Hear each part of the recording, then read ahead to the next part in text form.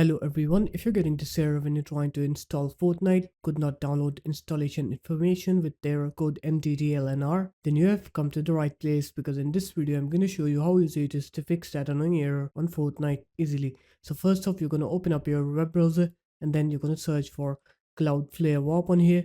You're going to go ahead and download this software on your computer. So just go ahead and download and install it, and once you're done installing it, now you're going to open it up. And once you're done opening it up, now what you're going to do is you're going to click onto this settings icon and then click onto 1.1.1.1 with warp and then connect it. Wait for it to connect, and once it's connected, now you're going to open up your Epic Games launcher. And once you're in the Epic Games launcher, you're going to go to your library and then you're going to try to download Fortnite now, and you'll see that you'll be able to download Fortnite now and you will not get that mttl error anymore. So there it is guys, that's how easy it was. If you guys found this video helpful, make sure to leave a like, comment and subscribe to the channel, and I'll see you in my next video. Peace.